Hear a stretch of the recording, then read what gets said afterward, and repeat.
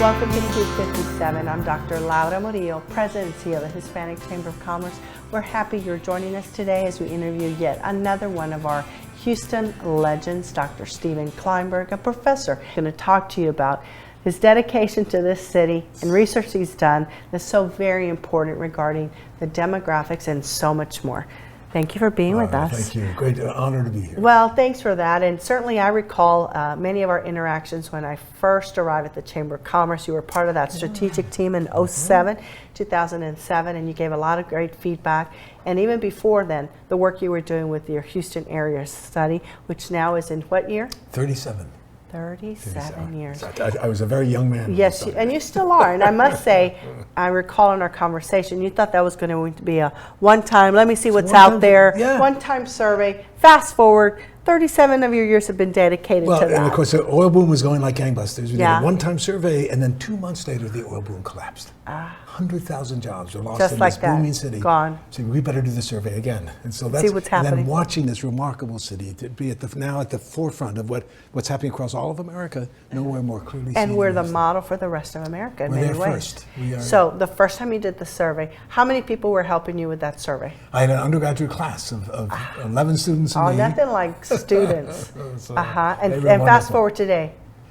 So now we have enough monies now supporting the survey so that we could hire the major professional survey organization actually out in Pennsylvania, and they do the surveys for us, and then we analyze the data and write the reports. So throughout that 37 years, has there been one year that stands out in terms of a aha kind of a moment?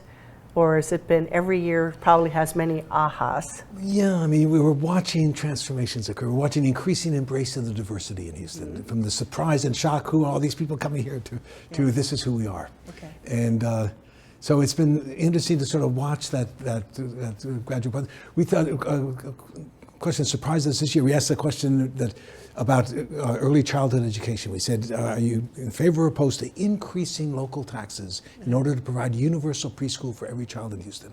Increasing local taxes. You asked that question, no. And we thought maybe 50, 55%, 67%. 40% strongly in favor and only 30% opposed. A recognition this is critical for the Houston future. We've got to prepare these kids to do well in school. Moment of truth in education is third grade reading. If you're not reading at third grade level in third grade, you are 4 times more likely to drop out of high school. Single most powerful predictor whether you can read at third grade level is, did you start kindergarten ready to learn to read?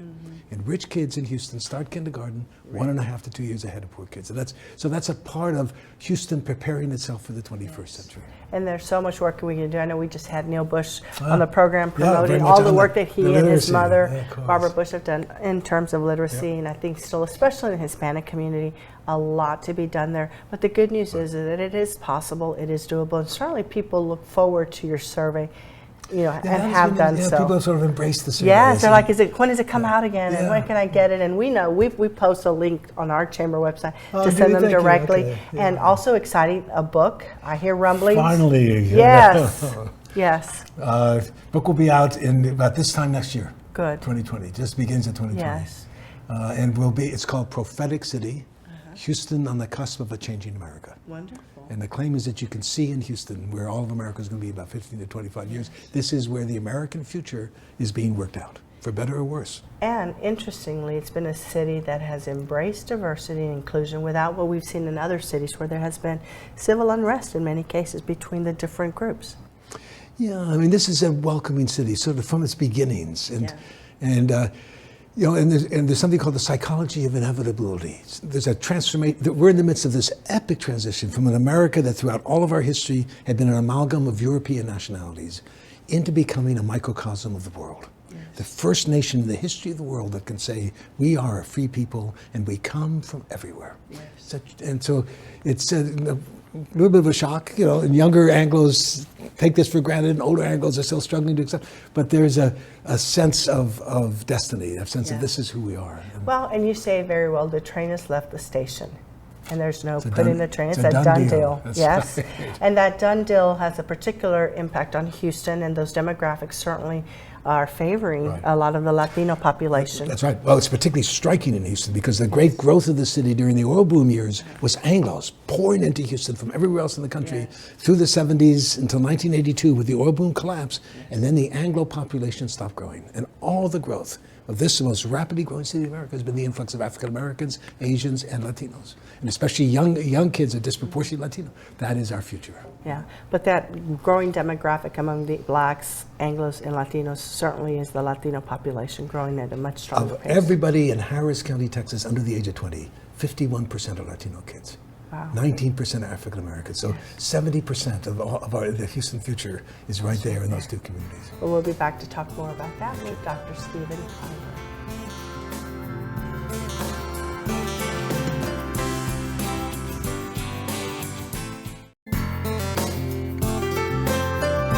And we're back with Dr. Stephen Klineberg, who's just talking to us a little bit about his upcoming book and all the work he's done over the 37 years tracking population, demographics, and so much more information through his Houston area survey. Well, let's talk a little bit about you. I know you like to focus on your work and being the professor that you are at Rice University, but there is a Stephen Klineberg at home with the family, and I know you're getting ready to go off with the children. As you were growing up, did you think you'd become a professor? Or what did you think you'd become? My father was a professor, a distinguished professor of psychology at Columbia University. Okay, yes. So I sort of knew that lifestyle. It sort of seemed like a nice, not a bad way to live a life. And then I was planning to become a psychiatrist and be a doctor. And I took my first philosophy course in my freshman year, I guess, at Haverford College, a wonderful liberal arts college outside of Philadelphia. And here were the great questions people could ask. But I go back to the chemistry lab because that's where you could get answers. And then my first psychology course was people asking the questions of the humanities and using the methods of the sciences. So I said, that's what I want to do. That's what I want. And here you are now. How did you go from East Coast to the lovely and significant Houston, Texas? Home was somewhere between Philadelphia and Boston. I figured that's where I was going to be. And then I got this wonderful offer from Rice University. And you said never Houston, been outside of that corridor. And so, Texas. Yes. Why would? So we did what everybody used to do in those days, still does today to somebody. Oh, well, the job is there. We'll go for a couple of years. I was finishing a book. My wife Peggy was finishing law school, and then we'll go to some real place. And so 45 years later. And this has become home. Well, this is the most interesting and consequential city in America. Who knew? I mean, there was never no inklings. At the beginning, when I first came, this was a racist, business-oriented city with no interest in anything but come on down and make money, and who cares if it's ugly? So what if it smells? It's a smell of money. And then with the collapse of the oil boom, paradoxically, Houston became a much more interesting city. And we're much more diverse in terms of professional services and jobs and why people come here. Much more interesting city, much more alive, much more self-consciously aware that we need to reinvent this city if we're going to position it for success. So if you had to take a wild guess, where do you see Houston, Texas 20 years from now? Well, what's so interesting is I finished this book and sort of, where are we? What's the lessons? The jury is out for Houston. We have lots of wonderful things happening, not nearly enough investment in education. In a time when good blue-collar jobs have disappeared, when education is a critical determinant of a person's ability to earn enough money to support a family in the new knowledge, global economy of the 21st century. So, and we never paid attention to education in Houston or Texas because you didn't need education to make money. You made money by land, cotton, timber, cattle, oil. Hard work. Blue-collar, oil, exploitation of the land. Now the source of wealth is knowledge. No longer is the basis of wealth natural resources, it's human resources. And so we need to make those investments. And we're doing better than we were, but not enough yet, I think, in terms of being clear where we're going to be in 20 years. Well, I think most Houstonians would agree that if we have a focus on something, Houston can get it right. And I do believe that given the circumstances around HISD, the focus of our mayor and many other business leaders, the chamber being among them, understand a strong Houston means a strong school system.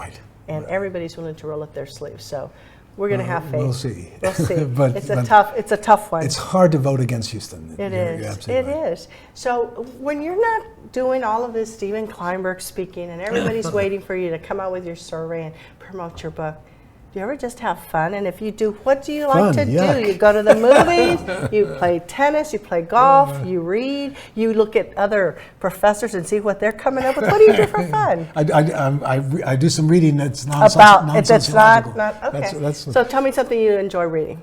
Mad Magazine. I knew it. Modern novels and just sort Yeah? of, the whole human experience. That's and neat.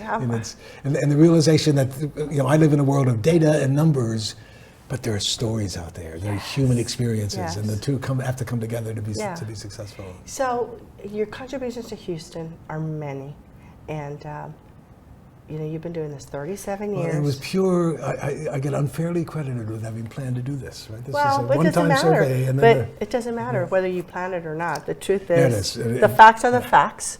You've done this for 37 years. And no other city has been tracked in this way. And that's the point. Yeah. So, putting all of that on the table, what is your legacy? What do you hope will be your legacy? Well, it's hard to tell, right? We don't know, but I think it's already been a kind of an opportunity to use objective data to show people how we're changing and what we're doing. And I always tell people, don't blame me. I just ask the questions. Right. Here are the answers. Don't blame the messenger, right? And somebody once said to me, what these surveys have done is to show us that we are better than we thought we were. And there's a lot of truth in them. When you ask people in the privacy of their homes, how do you see the world? You get a picture of a city really far further along than you find when you just look at public positions and attitude and public policy. Well, thank you for showing us that we're better than we think we are, and that we continue to thrive as a city, and that model, as you mentioned, for the rest of the country. Thank you for everything you've been doing. Thank you so much. We appreciate it. So on behalf of the Houston Hispanic Chamber of Commerce, our board of directors and staff, we'd like to thank you for joining us on Q57 and for joining us today as we recognize Houston legend, Dr. Stephen Klineberg. Have a great day.